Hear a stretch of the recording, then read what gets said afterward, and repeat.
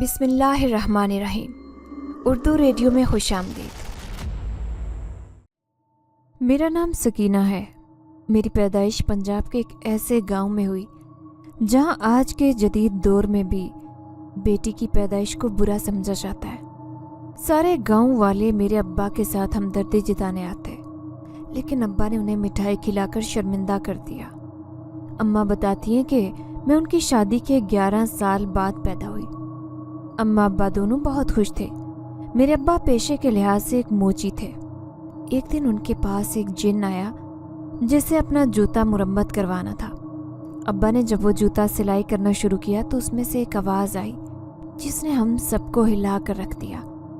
اگلے دن وہ جن اپنا جوتا لینے آیا تو سکینہ، ارے او سکینہ، دیکھ سورج تجھے منہ چڑھا رہا ہے، اٹھ جا، اب کتنا سوئے گی۔ گرمیوں کی ایک ٹھنڈی صبح تھی جب اماں نے مجھے آوازیں لگانا شروع کی۔ اماں، ابھی کب سورج نکلا ہے جو آپ اتنا غصہ کر رہی ہو؟ میں نے آنکھیں ملتے ہوئے اماں سے کہا۔ اماں جو مجھے ویسے بہت لاڈ سے رکھتی ہیں، لیکن جب کبھی ان کی میں بات نہ مانوں تو وہ ایسے ہی غصہ کرتی۔ چل اٹھ، تجھے ناشتہ بنا کر دیتی ہوں۔ میں نے جلدی سے منہ ہاتھ دھویا اور جھٹ سے اماں کے پاس آ کر بیٹھ گئی۔ اماں ناشتہ بنا رہی تھی اور ساتھ ساتھ مجھے زندگی گزارنے کے طریقے بھی سمجھاتی جا رہی تھی جو میرے سر کے اوپر سے گزر رہی تھی، کیونکہ میں بالکل دھیان نہیں دے رہی تھی۔ میرا سارا دھیان گرما گرم پراٹھے کی طرف تھا۔ جیسے ہی توے سے اماں نے پراٹھا اتارا، میں نے دیدوں کی طرح ناشتے پر ٹوٹ پڑی۔ اماں روکتی رہ گئی کہ ابھی بہت گرم ہے، آہستہ آہستہ کھاؤ، کیا ہو گیا ہے، منہ جلاؤ گی؟ لیکن جب تک اماں کی نصیحت اثر کرتی، میں پورا پراٹھا ختم کر کے اگلے پہ نظریں جما کر بیٹھ گئی۔ اماں نے میری ندیدی نیت بھانپتے ہوئے فوراً حکم صادر کیا کہ یہ پراٹھا تیرے ابا کا ہے، اب تو اگلے کا انتظار کر۔ ابا مسکراتے ہوئے ہم دونوں ماں بیٹی کی باتیں سن رہے تھے۔ وہیں سے بولے، پہلے میری بیٹی کھائے گی پھر میں کھاؤں گا۔ ابا جانتے تھے کہ اب اماں فوراً مجھے باتیں سنانا شروع کر دیں گی، اسی لیے انہوں نے میرے پاس آ کر بیٹھنا زیادہ مناسب سمجھا، اور جب تک میں نے پیٹ بھر کر ناشتہ نہیں کر لیا ابا وہاں سے نہیں ہلے۔ پھر اماں سے کہنے لگے کہ تو ہر وقت اس بات کو لے کر بیٹھی رہتی ہے کہ یہ اگلے گھر جائے گی تو کیسے گزارا کرے گی؟ تو یہ کیوں نہیں سوچتی کہ اللہ اس کا نصیب اچھا کرے، اتنا کہ اسے کبھی کسی چیز کی تنگی نہ ہو؟ میں تو اسی لیے اس کی ہر چھوٹی چھوٹی خواہش بھی پوری کرتا ہوں کہ کیا معلوم آنے والا کل کیسا ہو۔ اللہ میری دھی کے نصیب اچھے کرے۔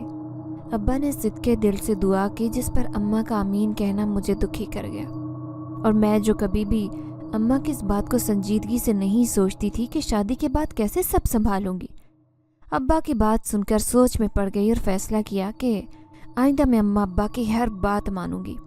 میرے دن بھر کی رودات تو آپ سن چکے، اب میرا تعارف بھی سن لیں۔ میرا نام سکینہ ہے اور میں پنجاب کے ایک ایسے گاؤں سے تعلق رکھتی ہوں جہاں آج بھی بیٹی کے پیدا ہونے پر افسوس کا اظہار کیا جاتا ہے، اور رشتہ دار مبارکباد دینے کی بجائے افسوس کرتے نظر آتے ہیں۔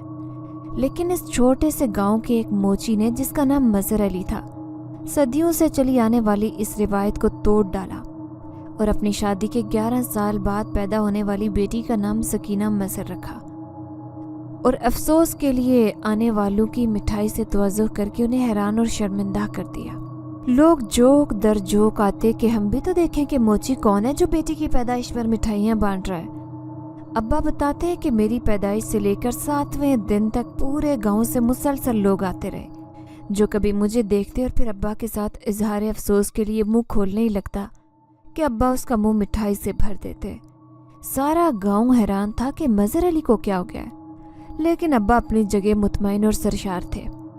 اللہ نے ان کے کام میں اتنی برکت ڈال دی کہ انہیں میری پیدائش پر مہمانوں کی خاطر توجہ کے لیے کسی سے ادھار نہیں لینا پڑا، نہ ہی کسی کے آگے ہاتھ پھیلانے پڑے۔ اماں ابا نے مجھے بہت لاڈ سے پالا اور میری چھوٹی سے چھوٹی اور بڑی سے بڑی خواہش پوری کی۔ یہی وجہ تھی کہ اماں کے بقول میں بگڑ رہی تھی۔ گھریلو کاموں میں مجھے بالکل دلچسپی نہیں تھی۔ پڑھائی لکھائی اس لیے نہیں ہو سکی کیونکہ ہمارے گاؤں میں لڑکیوں کا کوئی اسکول ہی نہیں تھا۔ مجھے بس ویسے بھی کھیل کود میں دلچسپی تھی، اسی لیے میں نے گاؤں کی کچھ لڑکیوں کی طرح دوسرے گاؤں تک پیدل چل کر تعلیم حاصل کرنے کو ترجیح نہ دی، اور نتیجے میں جب میں جوان ہوئی तो मेरे हाथ में कोई हुनर नहीं था और ना ही तालीम। मेरी अम्मा इसीलिए तो परेशान रहती कि अकलौती बेटी है, और बेटी भी ऐसी कि जिसके पैदा होने पर तंजो तशनी हुई थी कि मज़हर अली को मिठाइयाँ सूझ रही हैं, बहुत फालतू पैसा आ गया इसके पास जो बेटी के लिए मिठाई बांटता फिर रहा है। अब ये मेरे हाथ में था कि अपने बूढ़े होते वालिदैन की इज्जत रखती और अम्मा से घरेलू कामकाज सीख लेती ताकि अम्मा अब्बा मुझे इज्जत से रुखसत करके सुरखरू होते।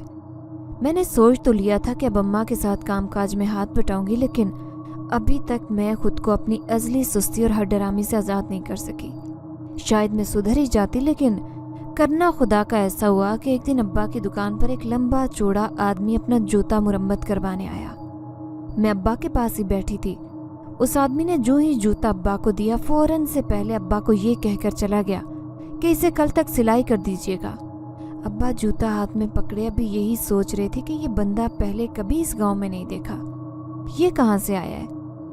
मैंने भी अब्बा से यही सवाल पूछ लिया कि अब्बा, इतना बड़ा कद तो आज तक मैंने किसी आदमी का नहीं देखा।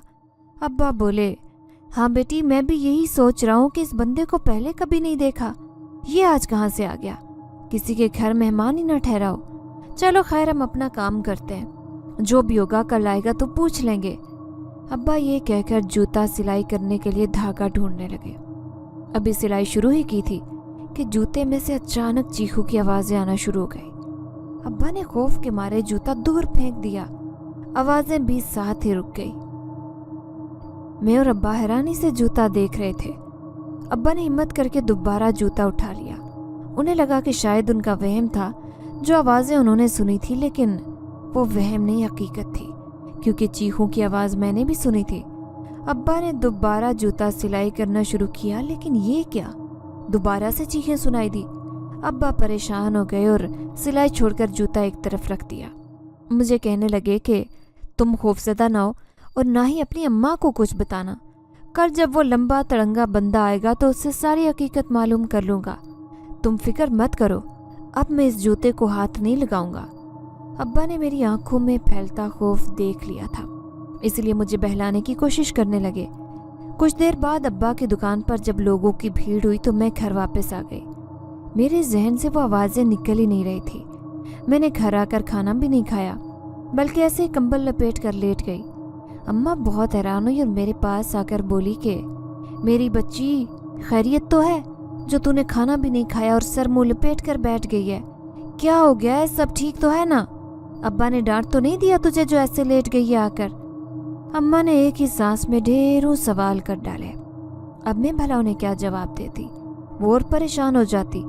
सो मैं चुप रही और अब्बा के आने पर ही बात करने का सोचा। अब्बा शाम को आए तो अम्मा ने उन्हें खाना देते हुए पूछा कि मज़हर अली, सब खैर थी आज? सकीना जब से दुकान से वापस आई है तब से बेसुध पड़ी है, ना कुछ खाया ना पिया। किसी ने कुछ कह तो नहीं दिया? अम्मा मेरे लिए बहुत फिक्रमंद थी, क्योंकि मैं ऐसे कभी भी खामोश नहीं होती थी। अब्बा जो पहले ही बोझल दिल से खाना खा रहे थे कहने लगे, सकीना की माँ, इतनी जिंदगी गुजर गई, कभी ऐसा इत्तेफाक नहीं हुआ जैसा आज हुआ मेरे साथ। आज एक लंबा सा बंदा आया मेरे पास जूता सिलाई करवाने, रख के फौरन ही चला गया। मैंने 2 बार उसका जूता सिलाई करने की कोशिश की, लेकिन दोनों बार ही उस जूते से चीखों की आवाज़ें आने लगी। यह खिलाफ मामूल बात थी, शायद इसलिए सकीना बेटी ज़्यादा डर गई है। मैंने उसे समझाया भी है कि कल वो बंदा आएगा तो मैं उसे हकीकत पूछूंगा और जूता वापस कर दूंगा, ताकि हम किसी मुसीबत में न फंस जाएं। अम्मा अब्बा बातें कर रहे थे और मैं थोड़े फासले पर चारपाई पर लेटी उनकी बातें सुन रही थी। सोच रही थी कि कहीं ये मुसीबत में तो नहीं फंस चुके, क्योंकि मुझे बहुत तेज़ बुखार हो चुका था और उस बुखार की वजह से कमज़ोरी भी बहुत थी। मुझ में इतनी हिम्मत नहीं थी कि उठकर खाना खा लेती, बस ऊंधे मुंह पड़ी रही। अम्मा ने पास आकर आवाज़ दी, सकीना मेरी धी, चल उठ, शाबाश, कुछ खा पी ले, अल्लाह सोना बेहतर करेगा। तू तो मेरी बहुत बहादुर बेटी है, भला डर क्यों गई? कल तेरे अब्बा वो जूता वापस कर देंगे। मैं चुपचाप बातें सुनती रही, लेकिन हिम्मत न हो सकी कि उन्हें पुकार सकूं। अम्मा खाना लेकर मेरे सिरहाने बैठी। उन्होंने प्यार से मेरे माथे पर हाथ रखा ताकि एकदम हाथ पीछे किया और अब्बा से कहने लगी, धी रानी तो बुखार में तप रही है मज़हर अली, कुछ करें वरना बेटी से हाथ न धो बैठे। इसका तो बुरा हाल है, जब भी मैं कहूँ कि कुछ खा पी क्यों नहीं रही? जब इतना तेज बुखार होगा तो अलग से नवाला नीचे कैसे जाएगा? अब्बा फौरन मेरे पास आए, मेरे माथे पर हाथ रखा तो वो भी परेशान हो गए। अम्मा ने ठंडे पानी से भिगोकर पट्टियां मेरे माथे पर रखना शुरू की। कुछ घंटों की मेहनत के बाद मेरा बुखार टूट चुका था और सुकून मिलने के बायस मैं गहरी नींद की वादी में उतर गई। अब्बा अम्मा सारी रात मेरे सिरहाने बैठे रहे। फजर की अजान हुई तो मैंने आंखें खोली। अपने इर्द गिर्द अम्मा और अब्बा को पाया जिनकी आंखें रत जगह के बायस सुर्ख हो रही थी। मैंने होले से अम्मा को उठाया और कहा कि अब मैं ठीक हूँ, आप और अब्बा आराम कर रहे हैं, ये ना हो कि आपकी तबीयत खराब हो जाए।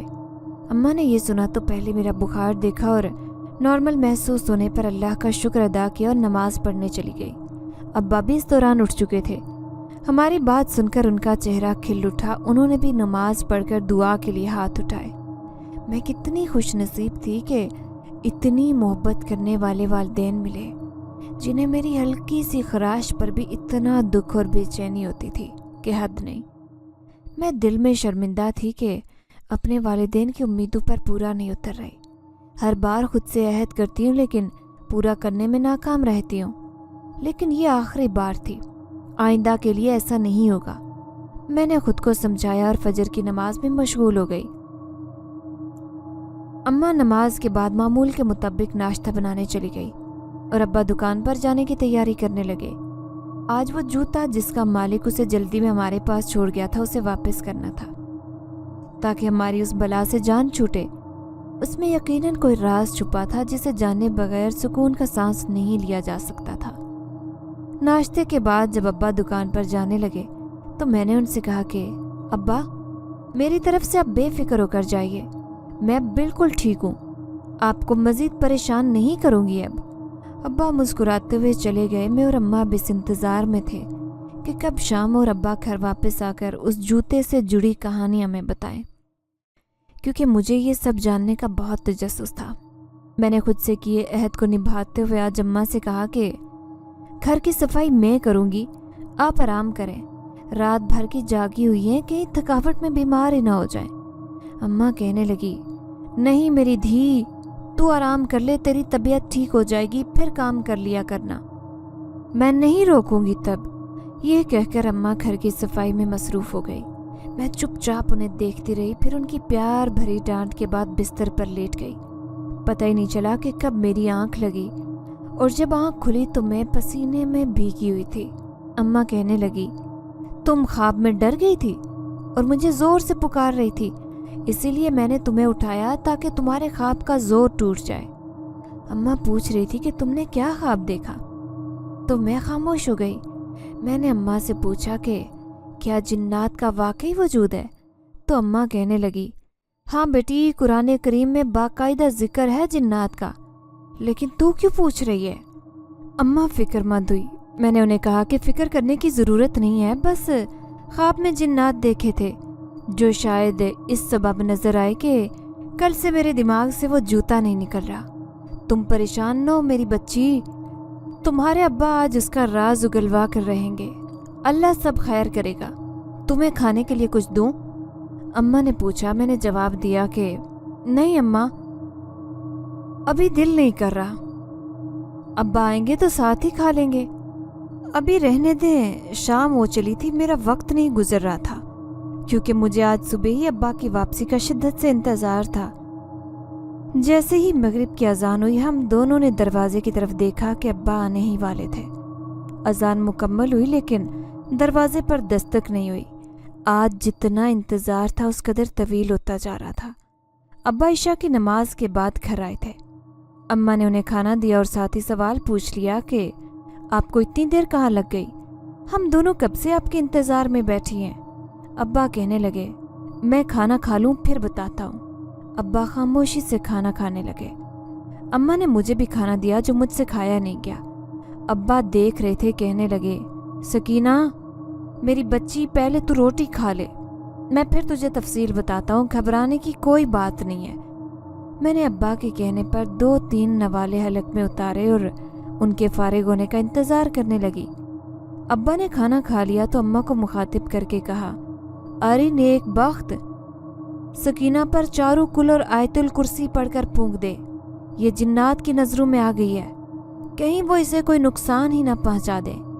کیا معلوم مسلمان جنات ہیں یا شریر جن ہیں؟ ابا نے کہا تو اماں حیرانی سے انہیں دیکھنے لگی۔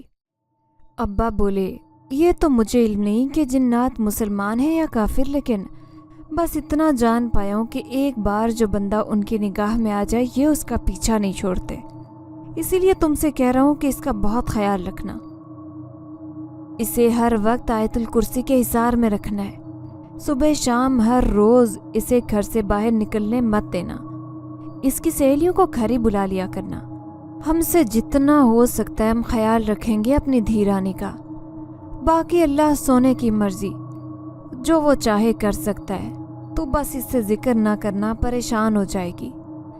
اماں ابا خود پریشان ضرور تھے لیکن مجھے پریشان نہیں دیکھ سکتے تھے، اسی لیے مجھ سے چھپا رہے تھے، لیکن حیرت انگیز طور پر میں ان کی ساری باتیں سن چکی تھی، حالانکہ وہ سرگوشیاں کر رہے تھے۔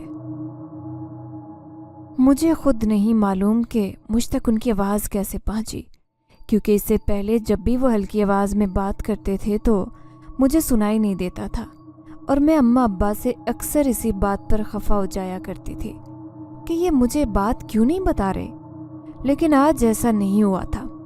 اس پر حیران کن بات یہ تھی کہ میرے وجود سے بہت پیاری مہک آ رہی تھی، جو مجھ سے اماں نے پوچھا تھا کہ تم نے آج ابا کا عطر لگایا ہے، یہ خوشبو کہاں سے لی ہے؟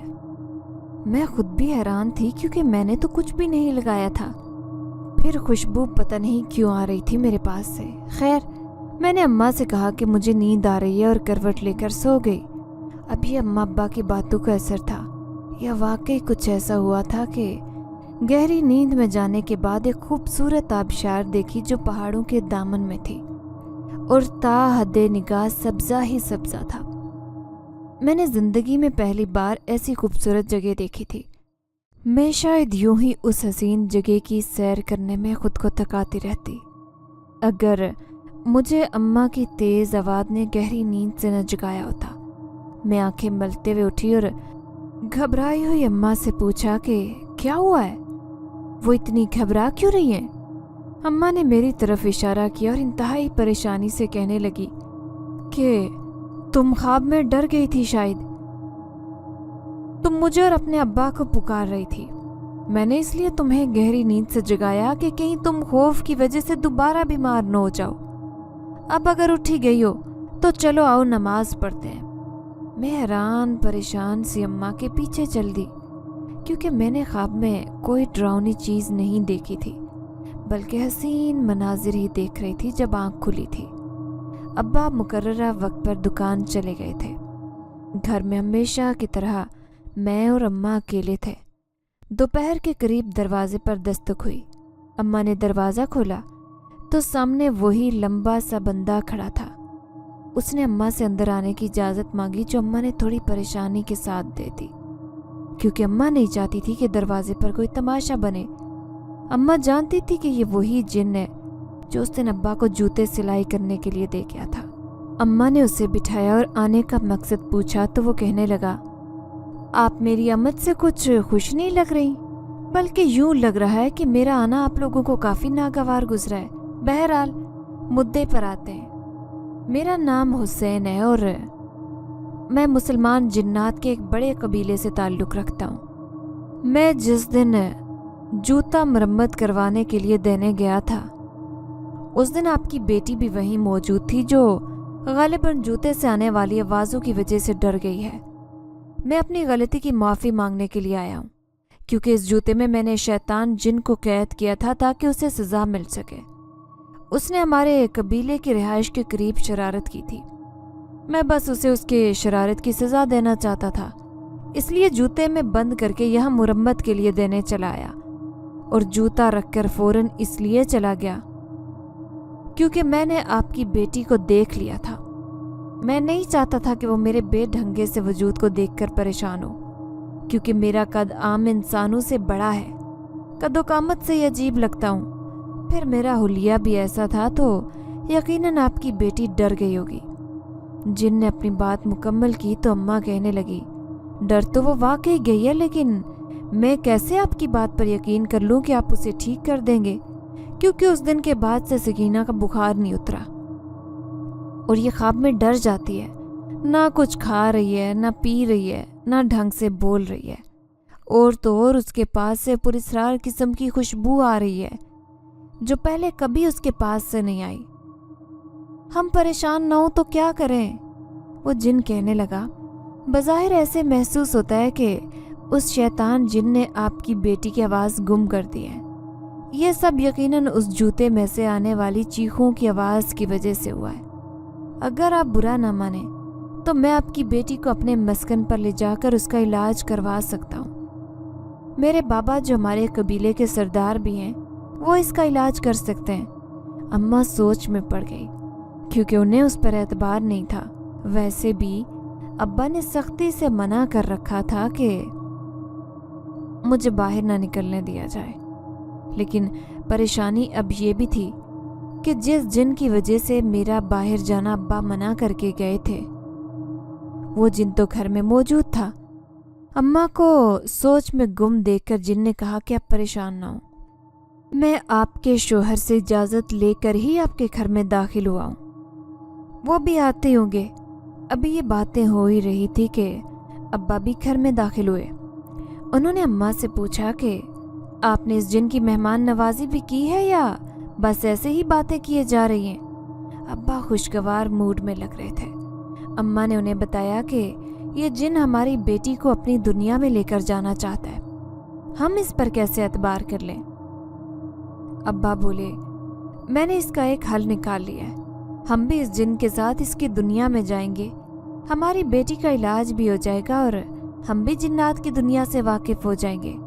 क्यों भाई बरखुरदार, कोई एतराज़ तो नहीं है तुम्हें?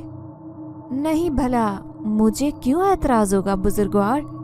जिन कहने लगा, आप ज़रूर चलें मेरे साथ, हमारी दुनिया की सैर करें और जानें कि हम कैसे रहते हैं। मेरे कबीले के लोग आपसे मिलकर बहुत खुश होंगे। वो जिन काफ़ी बातूनी था और खुश अखलाक भी लग रहा था। अब्बा खिलाफ मामूल दुकान जल्दी बंद कर आए थे। चौक में मौजूद अब्बा के एक दोस्त को मालूम था कि अब्बा 2 दिन के लिए कहाँ जा रहे हैं। अब्बा ने अम्मा से कहा कि ज़रूरी सामान तैयार कर लो, हम 2 दिन के लिए इसके साथ जाएंगे।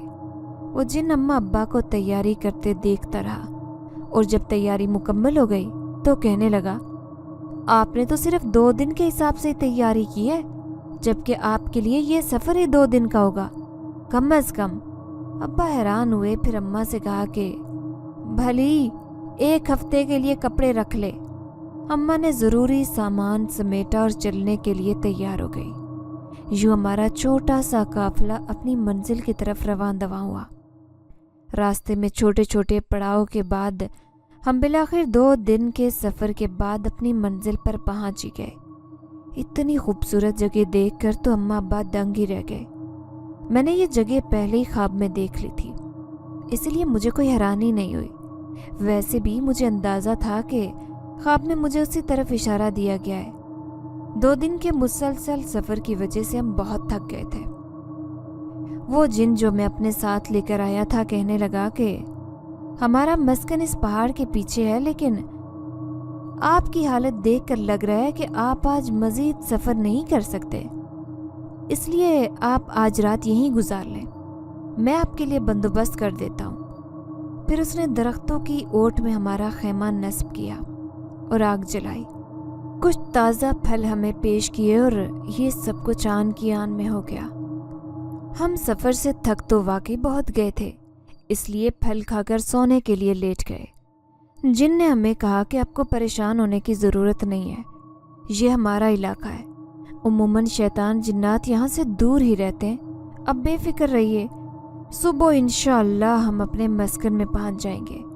अब्बा का थकन से बुरा हाल था। कहने लगे कि जहाँ तुमने इतना साथ दिया है वहीं एक काम और भी कर दो, आज रात हमारे पास ही ठहर जाओ। जिनको समझ आ गई थी कि अब्बा के दिल में कहीं न कहीं डर ज़रूर मौजूद है, इसीलिए वो अब्बा की खातिर यहीं रुक गया। रात सुकून से गुजरी थी। सुबह हुई तो जिन ने हमें सफ़र करवाने की बजाय पलक झपकते ही पहाड़ के पीछे मौजूद अपने मस्कन में ले जाना ज़्यादा मुनासिब समझा। यहाँ फजर की नमाज बाजमात अदा करने की तैयारी चल रही थी। अब्बा भी जिन के साथ हो लिए। आबशार से गिरते पानी से वज़ू किया और नमाज के लिए सफ बंदी होने लगी। कबीले के तमाम लोग यहाँ मौजूद थे, क्या बच्चे, क्या बुज़ुर्ग और ख़वातीन भी। नमाज के बाद छोटी सी मजलिस हुई जिसमें आज दिन भर के कामों की तफसील बताई गई और तमाम जिन्नात माँ बच्चों के सबकी मुख्तलिफ ड्यूटियाँ लगाई गई।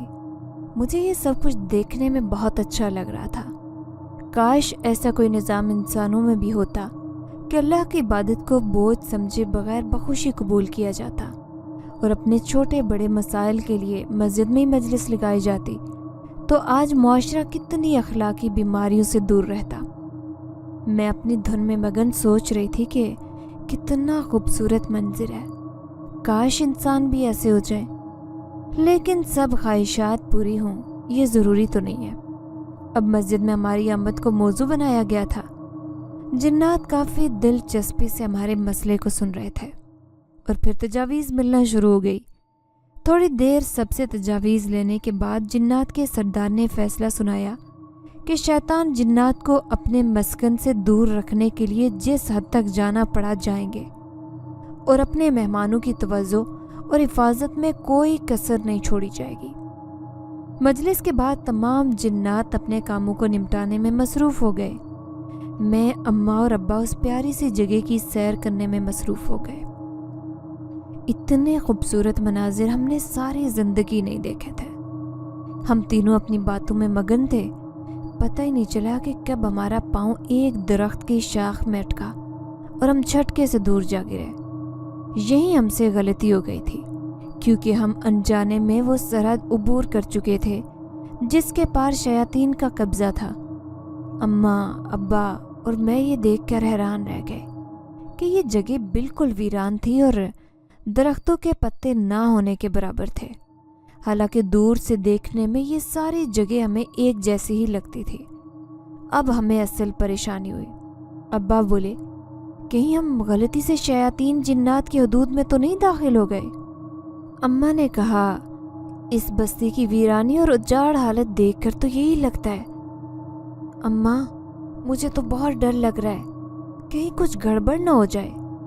तो फिक्र ना कर मेरी बच्ची, अम्मा ने मुझे हौसला दिया और बुलंद आवाज़ में आयतुल कुर्सी पढ़ने लगी। अल्लाह का जिक्र करने की देर थी कि चारों तरफ से मकरूह किस्म के शयातीन जिन्नात की फ़ौज निकलने लगी। अम्मा अब्बा ने मुझे अपने हिसार में ले लिया और दोनों ने कुरानी आयात का विर्द तेज़ कर दिया। शैतान जिन्नात जिस कदर तेज़ी से आए थे उसी तेज़ी से वापस पलटने लगे। अब्बा अम्मा विर्द करने के साथ साथ उस तरफ चलने लगे जहाँ से हम आए थे, यहाँ तक कि हमने वो सरहद दोबारा उबूर कर ली जिसकी वजह से हम उन शयातीनों में जा फंसे थे। कलाम इलाही में बहुत बरकत है, ये नामुमकिन काम को भी मुमकिन बना देता है। उस दिन मैंने अपने दिल में अहद किया कि अब जब तक मेरी ज़िंदगी है मैं अल्लाह के दीन पर मुस्तकिल मिजाजी से अमल करूँगी। मेरे रब ने मुझ पर इतनी मेहरबानी की थी, इतना करम कर दिया था, मुझे और क्या चाहिए था। नई ज़िंदगी अता हुई थी, इतने चाहने वाले वालिदैन जिनकी सांसें मुझसे जुड़ी थी। अब मैं उन्हें मायूस नहीं करूँगी, मैंने खुद से वादा किया था। हम वापस उसी जगह पहुँच गए जहाँ हमने मुसलमान जिन्नात के कबीले को छोड़ा था। एक जिन हमारे पास आया और कहने लगा, आपकी खातिर तवज्जो के लिए ये ताज़ा फल रखें, आप इनसे लुत्फ़ उठाइए। हमारे सरदार तशरीफ़ रखते हैं, कुछ देर में आपसे बात करेंगे। इतना कहकर वो चला गया। हम तीनों फल खाने में मशगूल हो गए। फल खाने से फारिग हुए तो सरदार साहब जो हमारा ही इंतज़ार कर रहे थे पास आए और पूछा कि आपका आज का दिन कैसा गुजरा। अब्बा ने बताया कि हम घूमते फिरते हुए जंगल के दूसरी तरफ निकल गए थे जहाँ गालिबन शैतान जिन्नात का बसेरा है। ओह, आपने यकीनन गलती से वो सरहद पार कर ली होगी। हमने अपने तय कोशिश की थी कि बाकायदा कोई निशानी रख दें, लेकिन वो शरीर जिन्नात का टोला हमेशा हर निशानी गायब कर देता है, जिसकी वजह से अक्सर वो सरहद हम भी पार कर जाते हैं। दरअसल جیسے انسانی دنیا میں اقتدار کی جنگ چلتی ہے، ویسے ہی ہماری دنیا میں بھی قبضے کے لیے لڑائی چلتی رہتی ہے۔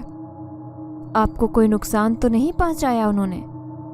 ابا کہنے لگے، نہیں، اللہ کا شکر ہے کہ بر وقت ورد الہی کی بدولت جان بچ گئی، ورنہ تو ان کی پوری فوج حملہ آور ہونے والی تھی ہم پر۔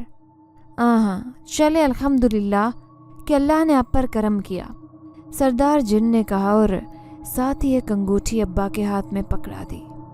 کہنے لگا کہ یہ پہن لیجئے، اگر کبھی بھی آپ کو میری ضرورت پڑے تو اس کا نگ گھما دیجئے گا، میں حاضر ہو جاؤں گا۔ خیر، ابھی تو میں نے آپ سے بیٹی کے سلسلے میں ضروری بات کرنی ہے۔ ابا نے کہا، جی ضرور سردار صاحب، کہیے کیا بات ہے؟ قبیلے کے سردار بولے، آپ کی بچی نے اس شیطان جن کی چیخیں سنی تھی جس کی وجہ سے اس کی طبیعت خراب رہتی ہے، مجھے علی حمزہ نے بتایا تھا۔ انہوں نے اس جن کا نام لیا جس نے جوتا مرمت کروانے کے لیے ابا کو دیا تھا۔ اس کا علاج صرف یہ بچی خود ہی کر سکتی ہے، کیونکہ آپ اس کی جگہ پر نماز نہیں پڑھ سکتے اور نہ ہی قرآن مجید کی تلاوت کر سکتے ہیں۔ یہ بچی اپنا علاج خود ہی کرے گی۔ آپ اس سے کہیں کہ نماز کی عادت پختہ کرے اور دین پر عمل کرے، اللہ رب العزت اس سے تمام بیماریوں کا بوجھ اٹھا لے گا انشاءاللہ۔ ابا نے کہا، کیوں نہیں، اب سے سکینہ دھی خود ہی نماز کی پابندی کرے گی اور قرآن مجید کی تلاوت بھی کرے گی، صرف اس لیے نہیں کہ کلام الہی میں اس کے لیے شفا ہے، بلکہ اس لیے کہ یہ میرے اللہ سونے کا حکم ہے۔ کیوں میری دھی رانی؟ ابا نے مجھ سے پوچھا۔ میں بھلا انہیں کیا جواب دیتی، کیونکہ کچھ دیر پہلے ہی میں نے یہی تو وعدہ کیا تھا خود سے کہ دین پر مکمل عمل کروں گی۔ ابا، آپ بے فکر رہیں، میں آج سے ضرور نماز کی پابندی کروں گی۔ اللہ ہم سے ہماری بیماریاں دور کرے اور ہمیں کسی مشکل میں نہ ڈالے۔ میں نے کہا تو ابا پرسکون ہو گئے، جیسے ان کے کندھوں سے منو بوجھ اتر گیا ہو۔ جنات کے سردار نے مجھ سے کہا کہ بیٹی، آپ مجھے اپنی اولاد کی طرح عزیز ہو، اللہ سے کیا گیا وعدہ بار بار نہیں توڑتے، وہ ناراض ہو جاتا ہے کہ میرا بندہ ہی مجھ سے وفا یاد نہیں کر رہا۔ آپ سمجھدار ہیں، امید ہے میری بات سمجھ گئی ہوگی۔ مجھے اندازہ تھا کہ انہوں نے کس طرف اشارہ کیا ہے۔ میں نے ان سے کہا کہ سردار صاحب، اب بے فکر رہیں، اللہ مجھے سکون دے دے۔ اب میں خود اس پراسرار بیماری سے تنگ ہوں کہ مجھے دور سے کی گئی بات بھی سنائی دے اور میلوں سے اٹھتی ہوئی خوشبو کی مہک بھی محسوس کرتی پھروں۔ میرا سر ہر وقت بوجھل رہتا ہے، شاید اس کی وجہ بھی یہی ہے کہ میرا دماغ ہر وقت سوچوں میں گھرا رہتا ہے۔ میں اب خود بھی سکون چاہتی ہوں، اسی لیے اب میں کلام الہی کو ترجیح دوں گی۔ اماں جو دور کھڑی ہمیں دیکھ رہی تھی، اشارے سے انہوں نے مجھے اپنے پاس بلایا اور کہنے لگی، میری دھی، تجھے بھوک لگی ہوگی، تجھے تو میرے ہاتھ کے بنے پراٹھے کھانے کی عادت ہے، بھلا ان پھلوں پر تیرا گزارا کیسے ہوگا؟ اماں ٹھیک کہہ رہی تھی، لیکن اب اس جگہ پر پراٹھے کیسے بنائے جا سکتے تھے اور کھائے جا سکتے تھے؟ سردار جن نے ہم ماں بیٹی کی باتیں سنی تو فوراً ایک جن کو حکم دیا کہ ان کے لیے بھرپور ناشتے کا انتظام کیا جائے تاکہ انہیں کسی قسم کی کمی محسوس نہ ہو اور وہ اپنے گھر جیسا ماحول محسوس کر سکیں۔ ہمیں یہ فرمائش کی ابھی تھوڑی دیر ہی گزری تھی کہ ہمارے سامنے مختلف پکوانوں سے سجا تھال آ گیا۔ مجھے تو بہت زوروں کی بھوک لگی تھی۔ میں نے پیٹ بھر کر کھانا کھایا۔ اماں ابا بھی خوب سیر ہو چکے تو سردار جن نے علی حمزہ کو بلایا اور کہا کہ ہمارے مہمانوں کو باحفاظت ان کے گھر تک پہنچا دو، کیونکہ ہمیں شک ہے کہ ہمارے دشمن یعنی وہ شریر جنات ضرور آج رات ہم پر حملہ کریں گے، کیونکہ انہیں انسانوں کی خوشبو آ گئی ہے۔ اب وہ آرام سے نہیں بیٹھیں گے، بلکہ انہیں انسانوں کو ایذا دینے کے لیے وہ ہر حربہ آزمائیں گے۔ ہمیں ان کی حفاظت کو یقینی بنانا ہے۔ بہتر یہی ہے کہ یہ لوگ آج ہی دن کی روشنی میں نکل جائیں تاکہ رات ہونے سے پہلے یہ اس علاقے سے باہر ہوں۔ علی حمزہ نے سردار جن سے کہا کہ حکم کی تعمیل ہوگی سردار صاحب۔ اس کے ساتھ اس نے ہمیں کہا کہ آپ اپنا سامان باندھ لیں، میں بھی کچھ ضروری تیاری کر لوں۔ अम्मा ने जल्दी जल्दी सामान बांधना शुरू किया और कपड़े वगैरह सब एक छोटी सी गठरी में बांध दिए। अली हमजा ने अम्मा और मुझे दोनों को एक एक अंगूठी दी, जो कि हमने उसके कहने पर दाएं हाथ की उंगली में पहन ली, ताकि अगर किसी भी वक्त हमसे कोई भी काफिले से बिछड़ जाए तो इसकी बर वक्त मदद की जाए। मैंने अली हमजा से पूछा कि जब हम आए थे तब तो कोई ऐसा हिफाजती इकदाम नहीं किया गया था, अब ऐसी क्या बात हो गई है कि ये सब करना ज़रूरी है? तो वो कहने लगा कि सकीना, अब हमें शरीर जिन्नात के इलाके में से गुजर कर यहाँ से निकलना है, आने वाला रास्ता बदल कर जाना पड़ेगा, इसलिए ये सब हिफाजती इकदामात कर रहे हैं। वैसे भी आप तीनों एक बार उनके इलाके में दाखिल हो चुके हो, इसलिए अब आप पर उनकी गहरी नज़र होगी और सरदार साहब नहीं चाहते कि कोई खून खराबा हो, क्योंकि वो यहाँ इस खित्ते में अमन से रहना चाहते हैं। इसीलिए उन्होंने शैतान जिन्नात के सरदार से एक मुआहिदा भी किया था कि हम सब अपनी अपनी हदूद में रहेंगे, कोई किसी दूसरे को नुकसान नहीं पहुँचाएगा। अगर हम चाहें तो उनसे जंग कर सकते थे, लेकिन सरदार साहब चाहते हैं कि उन्हें हुस्ने सलूक के ज़रिए दीन इस्लाम पर लाया जाए, ताकि हम दो फरीकीन बनकर रहने के बजाय एक फरीक बन जाएं और ये हमारे मुसलमान भाई हो जाएं। फ़िलहाल तो उनकी शरारतें बढ़ रही हैं और आए रोज़ वह हदबंदी माहिदा तोड़ते रहते हैं, इसलिए एक बार उनसे दो टोक बात हो जाना ज़रूरी है। और सरदार साहब तो आज यही करने वाले हैं। अब देखते हैं कि इसका क्या नतीजा निकलता है। अली हमजा ने हमें तफसील से बताया और हम चारों एक सिमत में बढ़ते चले गए, यहाँ तक कि वो दरख्त आन पहुँचा। हमने एहतियात से ये छोटी सी सरहद अबूर की और डरते डरते कदम रखने लगे। अली हमजा ने हमें पहले ही आगाह कर दिया था कि किसी भी वक्त अचानक हमला हो सकता है, इसीलिए ख़तरे के लिए तैयार रहें। हम सब ने आयतुल कुर्सी का विर्द शुरू कर दिया, क्योंकि हम यहाँ कोई लड़ाई या फसाद नहीं चाहते थे। अब्बा ने पहले ही कह दिया था कि यहाँ से सुकून से निकल जाएं तो शुक्राने के नफल पढ़ूंगा। हम अल्लाह का नाम लेते हुए आगे बढ़ रहे थे कि अचानक एक छोटा सा बिल्ली का बच्चा रास्ते में आ गया। अली हमजा ने हमें इशारे से मना किया कि इसे छूना मत, इसे छेड़े बगैर आगे बढ़ते रहो, और हमने भी ऐसे ही किया। कुछ घंटों के असाब शिकन सफ़र के बाद हम उस इलाके से निकल गए थे। 2 दिन के मुसलसल सफ़र ने हमें थका दिया। अली हमजा ने हमें बाहिफाजत घर पहुंचा दिया तो इजाज़त तलब की। अब्बा ने उससे कहा कि कम से कम एक रात ही रुक जाओ, ताकि सफ़र की कुछ थकान तो उतरे। तो वो कहने लगा कि बुजुर्गवार, हम आपकी तरह इतनी जल्दी भी नहीं थकते। वैसे भी सरदार साहब ने मेरे ज़िम्मे बहुत सारी जिम्मेदारियां लगाई हुई हैं, जो मैंने अभी वापस जाकर पूरी करनी है, और अभी तो मुझे ये भी मालूम नहीं है कि वहाँ पर अमन शुरू हो चुका है या फिर जंग शुरू हो चुकी है, इसलिए मैं तो फ़ौरन से पहले वापस जाना चाहूँगा। मेरे कबीले को इस वक्त मेरी सख्त ज़रूरत है, लेकिन अब आप अपना बहुत सारा ख्याल रखिएगा। और हाँ सकीना, तुम अपने वादे का पूरा पास रखना। अल्लाह तुम्हारा हामी और नासिर हो, आमीन। अगर ज़िंदगी रही तो फिर कभी मुलाकात होगी। ये कहते हुए उस जिनजाद अली हमजा की आंखें गीली हुई थी, या शायद फिर मुझे ही ऐसा लगा था। अली हमजा ने कहा और फिर वो हमसे इजाज़त लेकर वहाँ से फ़ौरन वापस चला गया था। अम्मा, अब्बा और मैं, हम सब बहुत खुश थे, क्योंकि हम बाहिफाजत अपने घर को वापस पहुँच चुके थे।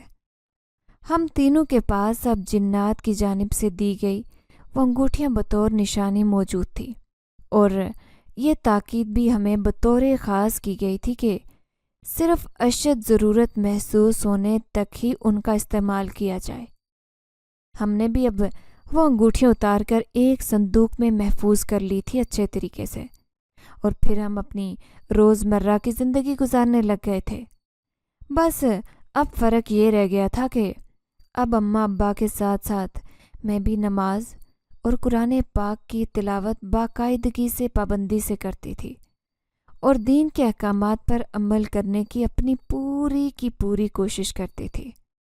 اس واقعے کو آج کئی سال گزر گئے ہیں، لیکن میں اپنا کوئی بھی وعدہ بھولی نہیں ہوں، نہ ہی سردار جن سے کیا ہوا کوئی وعدہ اور نہ ہی علی حمزہ کا وعدہ۔ اگر آپ کو ہماری یہ کہانی پسند آئی ہے تو لائک کیجئے، شیئر کیجئے، اور اگر ابھی تک آپ نے ہمارا چینل سبسکرائب نہیں کیا تو اردو ریڈیو کو لازمی سبسکرائب کیجئے۔ ملتے ہیں اگلی ویڈیو میں۔ اللہ حافظ۔